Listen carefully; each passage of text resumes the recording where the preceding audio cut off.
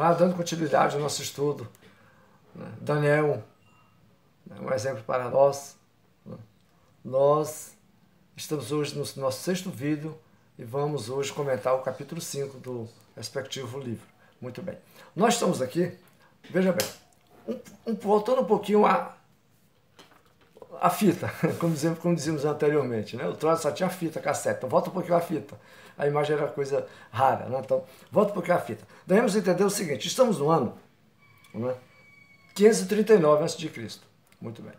539, veja bem que 605 Daniel já foi levado para, né, cativo para a Babilônia. Quanto tempo já não passou, não é? Então veja bem, o Nabucodonosor, que foi constituído rei no ano 605 a.C., reinou até o ano 562, quando morreu. Não é? Então veja bem. O seu filho, Evil-Merodach, né, reinou do ano 562 a 560, reinou 2 anos. Esse Evil-Merodach, filho de Nabucodonosor, né, ele foi aquele rei babilônico que libertou Joaquim, que o seu pai havia levado cativo em 605, juntamente com Daniel e os 3 amigos dele, Sadraque, Mesaque e Abednego, para a Babilônia. Então, Evil-Merodach o libertou e ele morreu, né, lá em Babilônia, o Joaquim. Então, muito bem. Então, mas só que ele reinou só 2 anos. Né? Diz que ele era um cara muito mau. Naquela época, os reis tinham que ser assim, muito pulso firme, porque era oposição para tudo que é lado. Como, de fato, os seus opositores, eles usurparam o trono. Tanto é que ele só reinou 2 anos e foi morto por Neriglissar. Neriglissar era o alto oficial, né, do exército. E apoiado pelos sacerdotes e também pelo exército, alguns descontentes, né, ele usurpou o trono.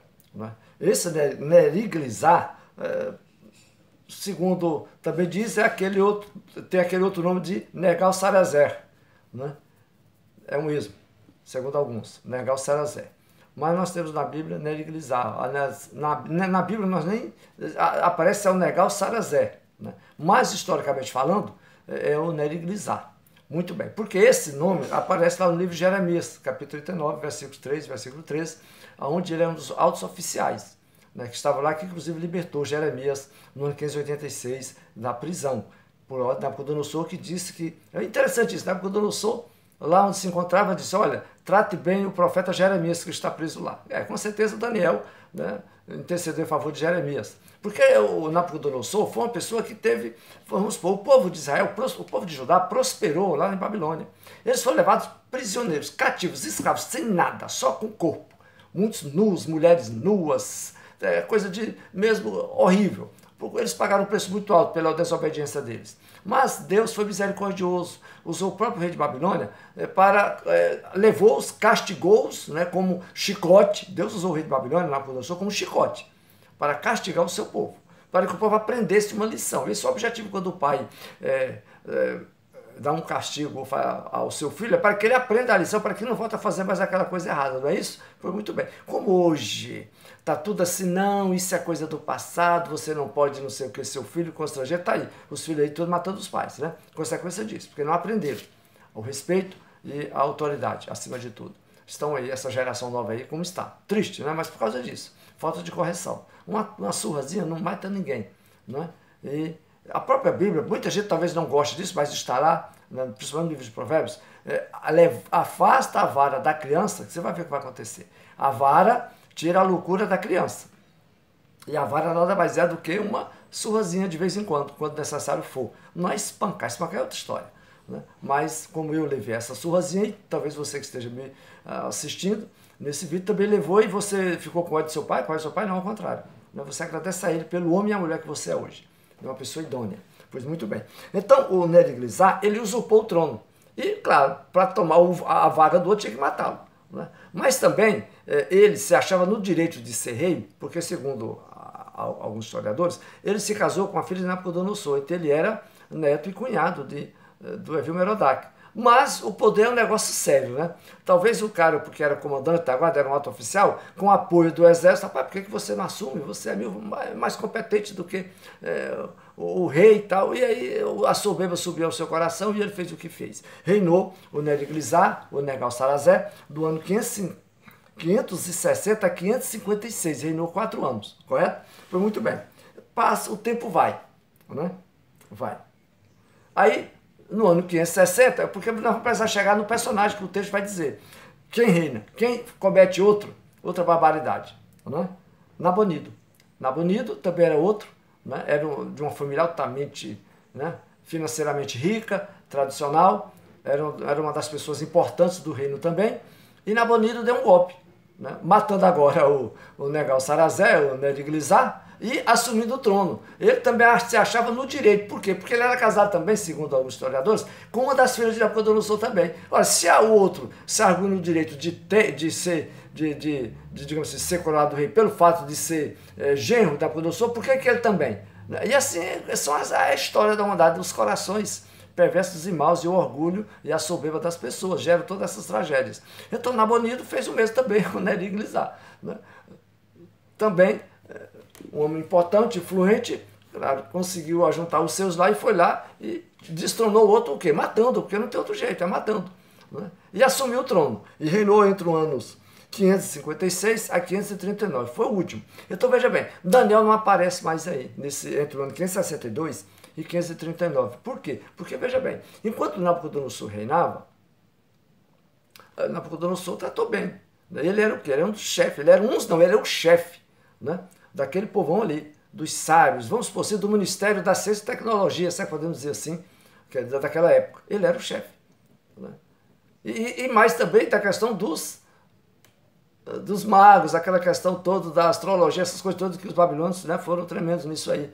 Daniel também, devido ao seu saber e devido ao aquele dom especial que Deus deu a ele na questão de revelação de sonhos. Então, ele era o querido de Nabucodonosor. Talvez quando o seu filho assumiu, mas pelo jeito também continuou, pelo fato de ele ter soltado Joaquim, entendeu? Por mais violento que ele seja, como diz alguns, era um homem que tratava o rei na mão de ferro, mas ele era generoso com Joaquim, ele era amigo de Joaquim. Então, com certeza, de Daniel também. Só que ele foi morto. Se o outro assumiu o trono de uma forma violenta, o Neriglissar, evidentemente que Sadraque, Misaque e Abednego e mais Daniel não eram vistos com bons olhos, né? Como altos funcionários da corte. Então, eles com certeza foram tirados, né? Colocaram os seus. Não é assim quando acontece? Quando um político assume um governo do Estado, ou até um governo federal, por exemplo, troca seus ministros. Raramente não fica lá. Só coloca os dedos de confiança. O governo do Estado, a mesma coisa. O prefeito, a mesma coisa. Os cargos, famosos cargos de confiança e os terceirizados, todos eles são trocados. Não foi diferente. Aí por que esse ostracismo de Daniel? Não se fala nada nesse período. Claro. E nem Deus tinha nada o que falar também para aqueles ímpios ali. Mas chegou um ponto que Deus precisava trazer Daniel novamente ao lugar dele, né? Ao lugar dele. Aliás, quanto ele fazia diferença ali na corte, ou seja, no centro do poder babilônico. Então, no último rei, aparece aqui no capítulo 5, olha, capítulo 5 do livro de Daniel. O rei Belsazar deu um grande banquete a 1000 dos seus grandes e bebeu vinho na presença dos 1000. Muito bem. Fala o rei Belsazar. Sim, mas, pastor, você acabou de falar que Nabonido. Sim. A questão é que Nabonido, o seu pai, quando assumiu, ele negligenciou as questões o quê? Espirituais da religião. Por quê? Porque o Deus dele não era o Marduk, já era o Deus da lua, que era cultuado em Arã. Arã. Então, era o Deus dos pais dele, que ele era de uma família rica, caldeia, né? Rica, tradicional. Então, ele, com a turma dele, ele se dedicou mais àquela região. E o que aconteceu? Ele deixou o seu filho como co-regente. Assim como Dom Pedro I, quando Dom João VI, né, voltou para Portugal, ele deixou o seu filho como co-regente, né? Regente aqui no Brasil, né? Ele estava lá, era rei de Portugal, do Brasil, mas o filho dele é quem dava as cartas aqui, né? No lugar dele. Então, a mesma coisa, o Belsazar, ele era corregente, ele ficou em Babilônia, cuidando das coisas do reino, da capital e também do Deus, da religião, e o Nabucodonosor, que era um homem religioso, mas o Deus não era o Marduk, era o outro. Então ele construiu, foi lá, reedificou o templo, lá outros templos também, para cultuar o Deus Lua. Então daí, aqui não aparece Nabonido, mas aparece Belsazar. Por esse fato, quem estava na corte lá era Belsazar, o seu filho, que reinava juntamente com seu pai Nabonido, ok? Então agora aparece Daniel. Então aparece uma situação. Esse cidadão, você vê que ele não tinha nada a ver, né? Nada a ver, né? Nada a ver, né, com as coisas espirituais do povo judeu. o que é que ele faz? Num ato assim de orgulho, de soberba, ele, né, você vai ver que agora aqui, ó, ele faz uma festa, no versículo 2, enquanto bebia Belsazar, bebia e apreciava o vinho, mandou trazer os utensílios de ouro e de prata que Nabucodonosor, seu pai, muito bem, Nabucodonosor, seu pai, precisa de uma explicação aqui, como eu acabei de dizer, ora, a palavra lá para pai, do aramaico lá, o abá, ela diretamente se referia ao pai, aliás, genitor, ou então ao avô, né? Ou seja, a casa do pai. Por exemplo, assim, Abraão, meu pai é Abraão. Todo judeu diz meu pai é Abraão, mas Abraão viveu, imagina um judeu hoje, meu pai é Abraão. Abraão viveu há quantas gerações passadas? Quantos mil anos atrás de hoje? Estamos no ano 2020. Abraão viveu lá pelo ano 1800 a.C., mais ou menos. 3.800 anos. Quantas gerações de Abraão até chegar no judeu de hoje? No judeu mesmo, autêntico, da linhagem mesmo de Abraão. Dezenas de gerações. Mas ele chama meu pai Abraão. Você compreendeu essa questão da língua? Exatamente isso aí. Uma questão, entendeu? Então, isso aí. Então, de qualquer forma, ele, o Belsazar, ele era neto do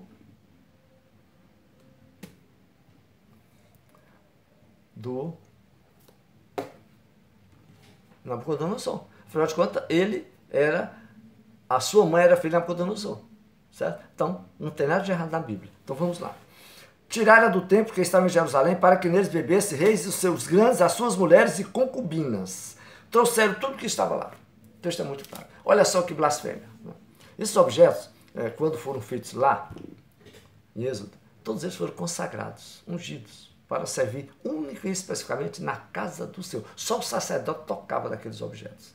E o sacerdote precisava se consagrar também para adentrar aquele local santo. Então veja bem, aí ele faz esse escárnio, isso aqui é um escárnio, porque essa festa era aquela festa dedicada ao Deus dele lá, o Marduk. E por que isso aqui? Porque existe uma coisa por trás. Naquelas épocas, aí é o seguinte, o rei saía para a batalha. Qual era o rei, por exemplo, babilônico? Marduk. Então, todos os reinos que ele vencia, então Marduk nos deu essa vitória. Porque os outros deuses não foram capazes de, digamos assim, de proteger as nações das quais nós conquistamos. Então, o nosso Deus é que é o Deus. E, claro, aí o sacerdote, né, que, claro, tem seus interesses, ficava jogando essas coisas todas da mente do rei. Assim como você que é um leitor da Bíblia, você vai ver lá em Ezequias, né, o desafiado lá, o emissário lá dos assírios, disse, olha, qual foi o Deus? Aí vai dizer várias nações que puderam resistir, né, a nós, ao meu rei. Qual foi? Aí vai dizendo várias nações e seus deuses. Nenhuma. Por acaso, Ezequias, o seu Deus vai ter condições de nos resistir? Foi um desafio, foi uma afronta. Aí Ezequias pegou aquilo ali, aquela carta e foi lá para diante do templo. Você olha aqui, ó, o que estão dizendo contra você. Né? Olha o que estão dizendo. Né? Eu sei que aqueles deuses lá não eram deuses, eram meramente ficção humana, mas o Senhor é o Deus dos deuses. Olha o que é que estão dizendo, que o Senhor não é nada. E o que aconteceu? Os exércitos da Síria foram derrotados assim, ninguém lançava uma pedra contra eles. Quando o Senhor veio, exterminou todos eles. Então é assim, entendeu? Então você precisa compreender o porquê disso aqui, porque era uma afronta. Eles estavam bebendo em honra do Deus Marduk, o falso Deus, e mandaram buscar os utensílios sagrados. E o que aconteceu aqui? No mesmo instante, versículo 5, apareceram uns dedos de mão de homem e escreviam defronte do candeeiro, na caiadura da parede, ou seja, lá na parede, igual essa parede está aqui, você está vendo, na parede, do palácio real. E o rei viu os dedos que estavam escrevendo. Aí o homem caiu o semblante, ficou gelado, amarelo, se tremendo, porque estava, imagina só uma mão aqui, só a mão, você vê nesse filme de terror que tem por aí, só a mão, escrevendo lá. 4 palavras, que vamos já mais à frente, né? Porque, entendeu? Deus ali mandou um juízo direto contra eles, porque era um abraço, ele sabia o que estava fazendo. Ele não estava fazendo aquilo ignorantemente, não. Mandou buscar de propósito, entendeu? De propósito. O coração mau faz assim. Só que esqueceu que ele estava mexendo com quem não devia. Né? Deus, Jeová, não é um Deus qualquer, não é um Deus que você inventa e tal, e cria uma imagem qualquer e diz que aquilo é Deus. Não, é o Deus verdadeiro. Deus é Espírito. Ele se meteu com quem não devia. E aí, na mesma hora, a mão de Deus pesou sobre ele, veio o juízo. Olha, a mão de Deus não pesou sobre o Negal-Sarazé, não pesou sobre... Não, mas pesou contra ele por causa da sua arrogância, né? Sua prepotência, né? De querer escarnecer de Deus. E a própria Bíblia diz que de Deus não se escarnece. Preste bem atenção. Você, de repente, que não crê, ele fica falando o que não deve. Cuidado. Então vamos lá. Então veja o que aconteceu. Devido à loucura que aconteceu, chamaram os sábios, os magos. Daniel não apareceu mais, Daniel estava fora. Daniel, porque você vê que o contexto aqui é outro. Os que estavam governando foram todos através do quê? De golpes. Então, claro que Daniel não estava mais aí, com seus amigos. Graças a Deus que não os mataram. Muito bem. Aí entra quem? No versículo 10. A rainha mãe. Mãe de quem? De Belsazar. Filha de quem? De Nabucodonosor. Por isso que ela vai dizer as mesmas palavras aqui, como eu já li lá no versículo 5. Rainha mãe, por causa do que havia acontecido ao rei e aos seus grandes, entrou na casa do banquete e disse, ela não estava lá presente. A rainha, tu não sabe o que está acontecendo aí. Apareceu uma mão lá e o dedo lá escreveu lá umas coisas na parede, lá o rei está desesperado. Todos lá estão atônitos. Aí ela sacou logo. Ela, claro, ela é contemporânea do que o seu pai passou, o sonho da estátua, a loucura que o seu pai esteve, passou também, depois reconheceu a Deus, glorificou a Deus, apesar de não ter se convertido, mas reconheceu que Deus, Jeová, é o Deus verdadeiro mesmo, é o Deus que todos deveriam adorar, mas ele adorava também, mas adorava o outro também, então daí não deu certo na vida dele. Nós não vamos encontrar Nabucodonosor no céu. Muito bem. Então veja bem, ela chega e diz, ó rei, vive eternamente. Não titube os teus pensamentos, nem se mude o seu semblante. Porque está preocupado com o quê? Vamos lá. Há no teu reino, não é no nosso, é no teu, no teu reino, um homem que tem o espírito dos deuses. Era como eles entendiam, Daniel. Dos deuses santos. Nos dias de teu pai, aquela mesma palavra, o Abba, nos dias de teu pai, eu já expliquei lá no versículo 5, se achou nele luz e inteligência e sabedoria como a sabedoria dos deuses. Teu pai, o rei Nabucodonosor, sim, teu pai, ó rei, o constituiu chefe dos magos, dos encantadores, dos caldeus e dos feiticeiros. Pastor, o senhor está falando certo? Daniel, chefe dos feiticeiros. Sim. Por que o feiticeiro? O que é o feiticeiro? Me desculpe você que está no espaço me assistir esse vídeo, mas aí, feiticeiro faz o nome de quem?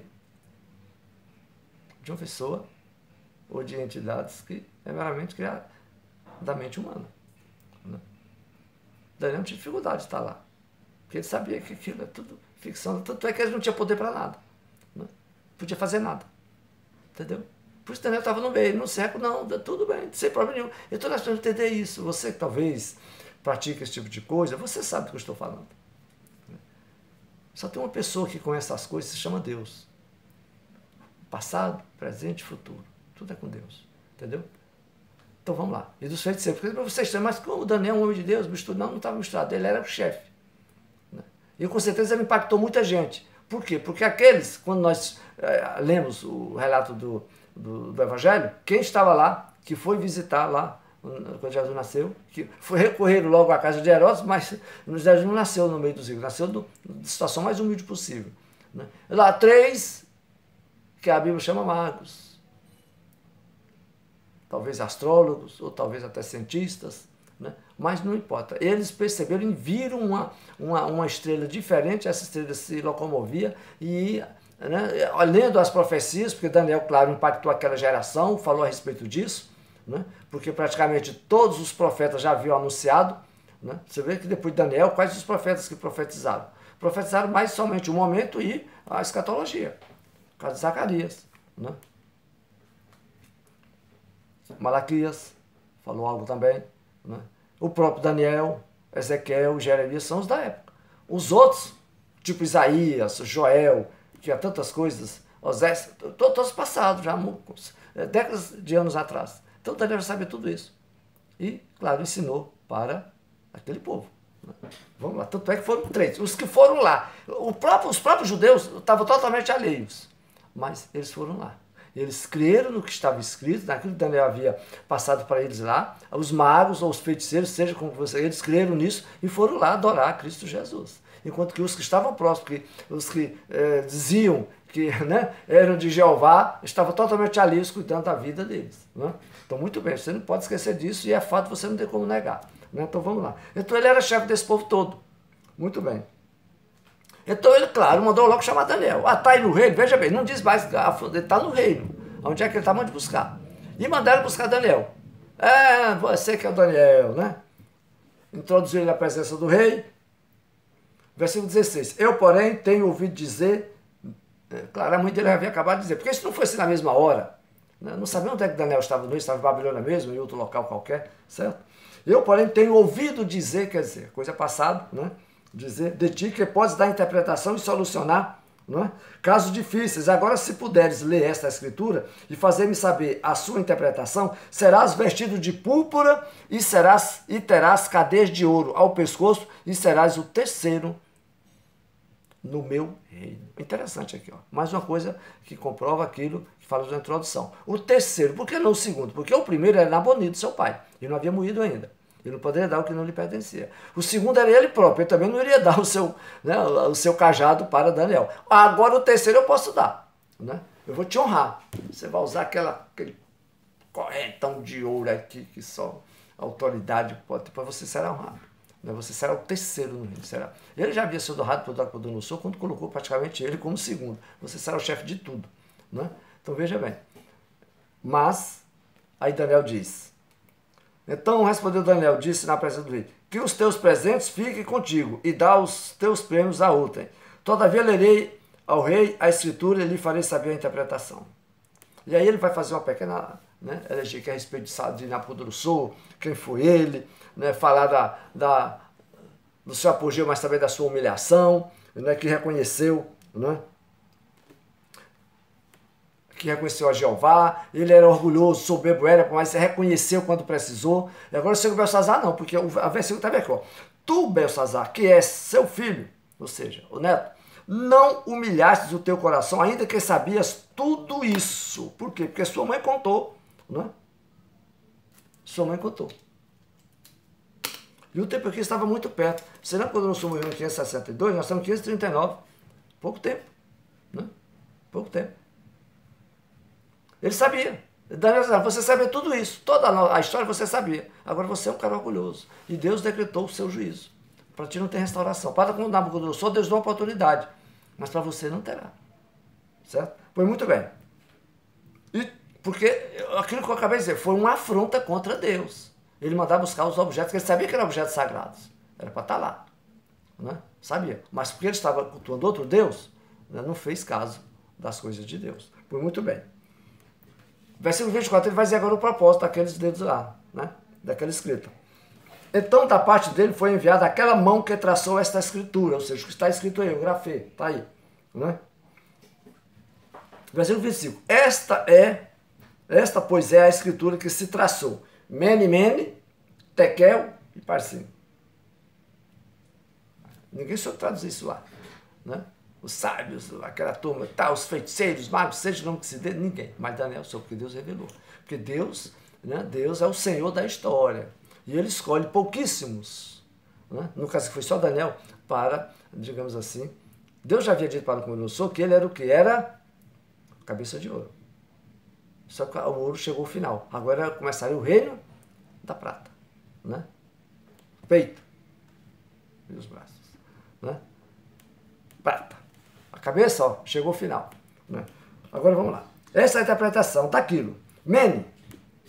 Depois está escrito duas vezes, né? Mene, mene. Deus contou Deus o teu reino e deu cabo dele. Ou seja, não tem mais nada que preste aqui. Acabou-se. Que ele tinha alguma coisa, era o seu pai, o seu avô, Nabucodonosor. Acabou-se. Não teve mais nada. Final. 539 a.C. Tekel, pesado fosse da balança e achado em falta, quer dizer, irrecuperável, Belsazar. Não tem mais nada que fazer por você. Por Nabucodonosor, Deus deu oportunidade ainda, não é para ele. Né? Quando ele ficou louco. Mas esse aqui nada. Nada. Pérez, dividido foi o teu reino e dado aos medos e aos persas. Por isso que é. Peito, braços, dividido. Né? Até então a cabeça ficou sozinha no reino. Agora já ficou aqui e aqui, quer dizer, já dividiu. Dois grandes povos que conquistariam a Babilônia, que constou, né, a Babilônia em 539. Porque isso aqui foi o último. Né? Então mandou o Belsazar, mesmo que Daniel não havia dito, olha, eu vou revelar porque Deus está pedindo que eu faça, está me mandando, e aquele servo de Deus não cobra nada para trazer uma mensagem de Deus. Não é? Fica para você, dê para quem você quiser. Mas como ele revelou, o rei resolveu dar para ele mesmo, entendeu? Mas ele teve a humildade de dizer, olha, eu não quero, eu vou falar, o que eu vou falar, que é o que Deus está mandando eu falar. Mas não é pelo que você está me prometendo alguma coisa, não. Né? É porque é minha missão, né? Como servo, né? É servir a esse Deus. Né? Então mandou Belsazar que vestisse Daniel de púrpura e lhe pusesse cadeias de ouro ao pescoço e proclamasse que passaria a ser o terceiro no governo do seu reino. Só que logo em seguida ele foi morto. Né? Naquela mesma noite foi morto Belsazar, rei dos caldeus. E Dario, o medo, com cerca de 62 anos, se apoderou do rei. Se apoderou. Veja bem que muita gente acha que conquistou, houve batalha, não. Porque havia alguns acordos lá atrás, já de Ciro, e os babilônios contra os assírios, contra outros povos, né? Mas houve sempre certa dificuldade. O Ciro, os persas foram crescendo muito e a Babilônia foi definhando. Não é porque Deus não havia dito lá, era ouro, enquanto era ouro, Ciro não podia fazer nada. Mas esse ouro cairia também. Né? Agora começaria o quê? Um novo império. Aquela estátua lá atrás. E ela vai longe, aquela estátua. Né? Vai longe. Ela não está totalmente explicada. Então, muito bem. Então, está aí. Né? Enquanto Nabucodonosor esteve vivo, o reino unido, o apogeu que foi, com Evil-Merodach, só foram 2 anos. Né? Aí houve o quê? Um golpe. Né? O genro de Nabucodonosor usurpou. Né? Aí foram só 4 anos. Depois o Nabonido usurpou também do usurpador. Olha, o mundo é cruel, né? A história humana é triste, né? Também pelo fato ele se achava no direito, afinal de contas também era casado com uma das filhas da Nabucodonosor. Você vê que o cara era altamente influente, né? Tinha um poder muito grande, a sua família tradicionalíssima, como sempre, quem manda são esses mesmos, né? Não adianta nós aqui espernearmos, porque quem manda são os poderosos, infelizmente, aqui na Terra. Né? Graças a Deus que o nosso reino não é esse, é outro. Né? Então, muito bem. Então, está aí, terminou esse primeiro momento, onde terminou o Império Babilônico. Eu, em poucas palavras, tentei colocar os queridos que assistiram esse vídeo no contexto daquela época, né, de 2.600 anos até 2.559 anos atrás. Né? Você viu como a história é maravilhosa. Né? A maioria daquelas... Nós vamos agora, né, caminhando no destrinchar daquela estátua, porque agora nós vamos depois, no próximo vídeo, é exatamente Daniel já no reinado de Dario. Quem era esse Dario? Né? Então, que Deus te abençoe na compreensão da palavra de Deus.